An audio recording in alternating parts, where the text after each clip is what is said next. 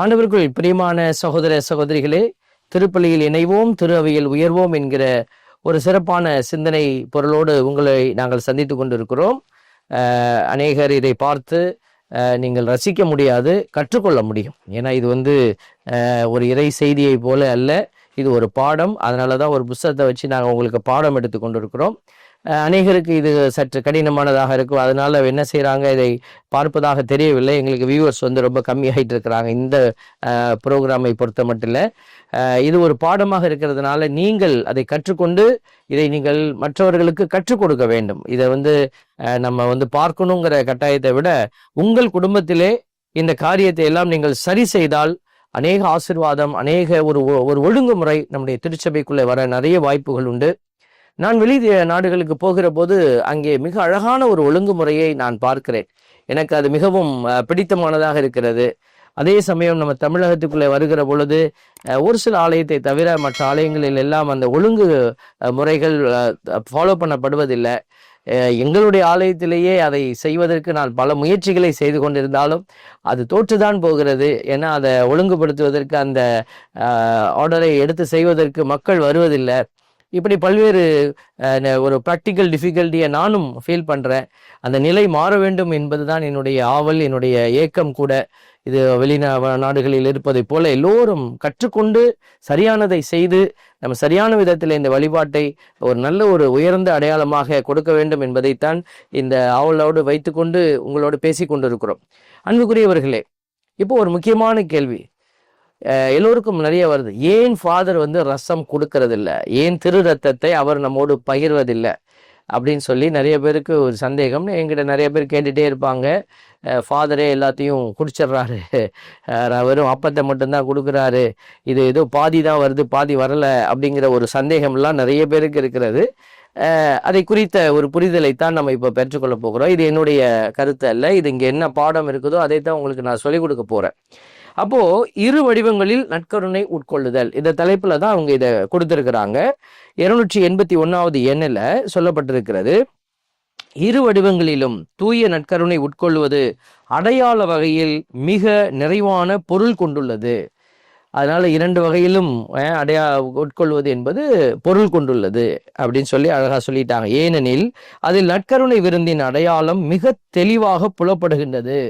இதனால் புதிய நிலையான உடன்படிக்கை நம் ஆண்டவரின் திரு ரத்தத்தால் நிறைவு பெறுகின்றது.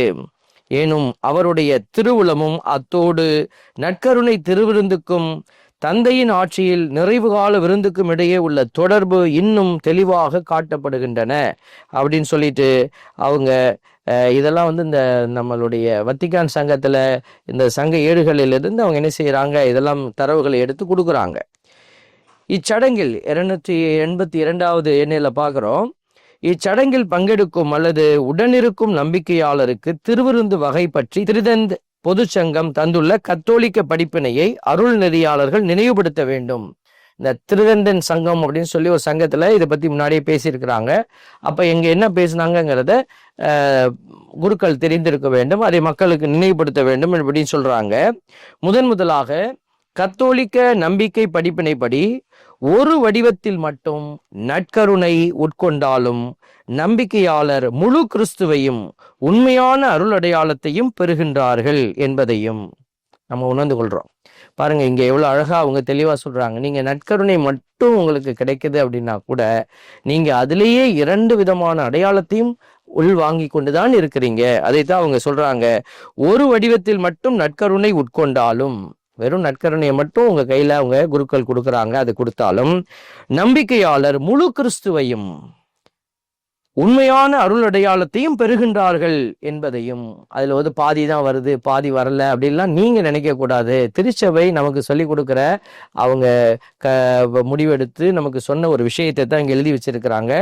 முழு உண்மையான அருள் அடையாளத்தையும் பெறுகின்றார்கள் என்பதையும், ஒரு வடிவத்தில் மட்டும் நற்கருணை உட்கொள்வதால் மீட்புக்கு தேவையான நற்கருணை வெறும் அப்பா மட்டும் உட்கொள்வதால் மீட்புக்கு தேவையான எந்த அருள் கொடையும் இழந்து விடுவதில்லை என்பதையும் அருள் நெறியாளர்கள் நினைவுபடுத்த வேண்டும். அதைத்தான் இப்ப நாங்க உங்களுக்கு செஞ்சுக்கிட்டே இருக்கிறோம். இப்போ நீங்கள் வெறும் அப்பம் மட்டும் வாங்குறதுனால எங்களுக்கு பெரிய ஒரு குறை இருக்குது அப்படின்னு யாரும் நிறைய பேர் நினைக்கல. ஆனால் கொஞ்சம் பேர் எங்ககிட்ட அதை கேட்டுகிட்டே இருக்கிறாங்க. இன்னும் அது ஒரு திருச்சபையில் ஏதோ ஒரு குறைபட்டதை போல, ஏதோ குருவானவர் பார்த்துட்டு கொடுக்காததை போல அவரே அதை செய்து கொண்டிருக்கிறார், என் கொடுப்பதில்லை அப்படின்லாம் குறைகள் எல்லாம் வந்து கொண்டு இருக்கிறார். அதனால தான் இதை சொல்கிறோம். அடுத்தது பாருங்க, மேலும் அருள் அடையாளங்களின் உட்பொருளுக்கு குறைவு ஏற்படாத வகையில் பல்வேறு சூழ்நிலை, காலம், இடம் ஆகியவற்றுக்கு ஏற்றவாறு அருள் அடையாளங்களின் வணக்கத்திற்கும் அவற்றை பெற்றுக்கொள்வோரின் தேவைகளுக்கும் எவை சாதகமானவை என மதிப்பிட்டு முடிவு செய்யவோ மாற்றம் செய்யவோ திரு அவைக்கு அதிகாரம் உண்டு என்பதையும் அருட்பணியாளர்கள் கற்பிப்பார்களாக. அப்போ தேவையின் போது இதையெல்லாம் மாற்றுவதற்கு திரு அவைக்கு அதிகாரம் உண்டு. அதே நேரத்தில் திருவிருந்தின் அடையாளத்தன்மை முழுமையாக வெளிப்படும் இத்திருச்சடங்கில் நம்பிக்கையாளர் ஆவலுடன் பங்கு கொள்ள அருள் நெறியாளர்கள் அறிவுரை கூறுவார்களாக. நிறைய பேர் என்ன செய்வாங்க, இந்த பூசையே பார்க்கறதே இல்லை, நற்கருணை உட்கொள்றதே இல்லை. இதை அவங்க ஏதோ ஒரு தேவையற்ற ஒரு இது அப்படின்னு நினைக்கிறாங்க. அப்படி இருக்கக்கூடாது. பல இடத்துல அவங்க என்ன செய்யறாங்க, இன்னும் தொடர்ச்சியா நிறைய விஷயம் பேசுறாங்க. திருச்சடங்கு நூல்களில் குறிப்பிடப்பட்டுள்ளவர்களும் பின்வருவர்களும் இரு வடிவங்களிலும் நற்கருணை உட்கொள்ளலாம். இப்போ ஒரு சிலருக்கு இரு வடிவங்களில் அவங்க நற்கருணை எடுத்துக்கொள்ளலாம். கூட்டு திருப்பலியில் நிறைவேற்ற இயலாத அருள் பணியாளர்கள் அங்கே ஏதாவது தனியாக இருக்கிறாங்க, அவங்களுக்கு இது ரெண்டையும் கொடுக்கலாம். திருப்பலியில் சில பணிகளை நிறைவேற்றும் திருத்தொண்டரும், இப்போ சிறப்பாக திருத்தொண்டர் அங்கே நிற்கிறாங்க, இல்லாத சிறப்பு பணியாளர்கள் இருக்கிறாங்க, அவங்களுக்கு நம்ம என்ன செய்யலாம், 2 திருவுடல் தொட்டு திரு ரத்தத்தை தொட்டு கொடுக்கலாம் குருவானவர். துறவி இல்ல திருப்பலியில் பங்கேற்கும் இல்லத்து உறுப்பினர், அதாவது இதை சிறப்பு திருப்பலின்னு நம்ம சொல்லிடுவோம், ஸ்பெஷல் மாஸ், ஒரு குரூப் மாஸ் அப்படின்னு சொல்லுவோம். அந்த மாதிரி சூழல்களில் இதுக்கு ஒரு வாய்ப்பை அவங்க கொடுக்குறாங்க. துறவு இல்ல திருப்பலியில் பங்கேற்கும் இல்லத்து உறுப்பினர், குழும திருப்பலியில் பங்கேற்போர், அருள்பணி மாணவர்கள், ஆன்மீக பயிற்சியில் ஈடுபட்டுள்ளவர்கள், ஆன்மீக அல்லது அருள்பணி கூட்டங்களில் பங்கேற்பவர்கள். ஸோ இப்படி ஒரு சிறப்பான ஒரு காரியங்களுக்குள்ளே இந்த திருப்பலி நிறைவேற்றப்பட்டதுன்னா 2 ஸ்பீசிஸ் சொல்லுவோம், பாடி அண்ட் பிளட், ரெண்டையும் சேர்த்து நம்ம பகிர்ந்து கொள்ளலாம். அதில் ஒரு தவறும் இல்லை. இது முக்கியமாக இது நம்ம பங்குகளில் செய்ய முடியாததுக்கு காரணம் எண்ணிக்கை. நிறைய மக்கள் இருக்கிறதுனால அதனுடைய அந்த கணத்தை நம்ம முன்னிட்டு, அதுக்கு கொடுக்க வேண்டிய மரியாதையை முன்னிட்டு, அது அந்த இடத்துல அவசங்கி ஆயிடக்கூடாது என்பதற்காகத்தான் இந்த காரியம் செய்ய முடிவதில்லை. மற்றபடி வேற செய்யக்கூடாது என்று எந்த இடத்துலையும் நீங்க போடவே இல்லை. பாருங்களேன், இரு வடிவங்களில் நற்கருணை உட்கொள்வதற்கான விதிமுறைகளை மறைமாவட்ட ஆயர் தமது மறைமாவட்டத்திற்கு என்று வரையறுக்கலாம். சில நேரத்தில் சில இடங்களில் ஆயர் ஒரு பர்மிஷன் கொடுக்கலாம். இவை துறவரத்தாரின் கோவில்களிலும் குழும திருப்பலிகளிலும் கடைபிடிக்கப்பட வேண்டும். அருள் பணியாளர் ஒரு குழுமத்திற்கு அருள் நெறியாளராக ஏற்படுத்தப்பட்டிருக்கும் போது இரு வடிவங்களில் நற்கருணை வழங்குவது பொருத்தமானது என கருதினால் அதற்கான அனுமதியை அவருக்கு வழங்க மறைமாவட்ட ஆயருக்கு அதிகாரம் உண்டு. ஆனால் நம்பிக்கையாளர் இது பற்றி நன்கு அறிவுறுத்தப்பட வேண்டும். அங்க மட்டும் கொடுக்குறாங்க, இங்கே கொடுக்கல, இங்கே ஏன் கொடுக்கல, அங்க கொடுக்குறாங்க, இங்கே கொடுக்குறாங்க, இப்படின்னு ஒரு பேச்சு வரும். அது நம்ம புரிந்து கொள்ள வேண்டும். அருள் அடையாளத்திற்கு ஏற்படக்கூடிய எவ்வித அவமதிப்புக்கான ஆபத்தோ பங்கேற்போரின் மிகுதியான எண்ணிக்கையின் காரணமாக இச்சடங்கை நிறைவேற்ற கடினமாகும் சூழ்நிலையோ வேறு எந்த காரணமோ இருத்தலாகாது என்று சொல்லி அவங்க ஒரு அடையாளத்தை கொடுத்திருக்கிறாங்க. இப்படி இதுதான் அந்த காரியங்கள். அந்த 2 திருவுடலும் திரு ரத்தமும் வழங்கப்படுகிற போது என்னென்ன விதமான சட்டங்கள் கடைபிடிக்கப்பட வேண்டும், காரியங்கள் கடைபிடிக்கப்பட வேண்டும் என்பதையும் அவங்க சொல்லியிருக்கிறாங்க. திருக்கிண்ணத்தை வழக்கமாக திருத்தொண்டர் வழங்குவார். அவர் இல்லாத போது ஒரு அருள் பணியாளர் அதை வழங்குவார். அல்லது முறையாக நியமனம் செய்யப்பட்ட பீட துணைவரும் நற்கருணை வழங்குவதற்கென நியமிக்கப்பட்ட சிறப்புரிமை திருப்பணியாளரும் ஒருவரும் இப்பணியை செய்யலாம். இப்படி யாராவது ஸ்பெஷல் கேட்டகரி, கம்யூனியன் மினிஸ்டர்ஸ்ன்னு சொல்லுவோம், டீக்கன்ஸ்ன்னு சொல்லுவோம், இப்படிப்பட்டவங்க இருந்தாங்கன்னா அவங்களும் இதை செய்யலாம். தேவைப்படின் நம்பிக்கையாளர் ஒருவரிடம் அந்த ஒரு வேளையில் மட்டும் இப்பணியை ஒப்படைக்கலாம். ஆளே இல்லை, என்ன செய்யறது, ஃபாதருக்கு ஒரு உதவி செய்ய ஆளே இல்லை, அப்போ ஒரு நம்பிக்கையாளரை அவர் அழைத்து அவரை அந்த சிறப்பு பணிக்கு பயன்படுத்தலாம். எஞ்சியுள்ள கிறிஸ்துவின் திரு ரத்தத்தை ஒரு அருட்பணியாளரோ திருத்தொண்டரோ திருக்கிண்ணத்தை பகிர்ந்தளிக்க முறையாக நியமனம் செய்யப்பட்ட பீட துணைவரோ பீடத்தில் உட்கொள்வார். அதெல்லாம் இப்போ எடுத்துக்கொண்டு போய் வைக்க முடியாது. உடனே அதை நம்ம குடித்தாக வேண்டும். இவரை வழக்கம் போல திருக்கலங்களை தூய்மைப்படுத்தி துடைத்து அவற்றை ஒழுங்காக வைப்பார். தூய நற்கருணையை திரு அப்ப வடிவில் மட்டும் உட்கொள்ள விரும்பும் நம்பிக்கையாளர் எவருக்கும் அவ்வடிவில் வழங்கப்படல் வேண்டும். பாருங்க, இப்படி அவங்க நிறைய ஒரு சில சட்டத்திட்டங்களை கொடுத்துருக்குறாங்க. இதெல்லாம் இன்னும் நிறைய இருக்கிறது.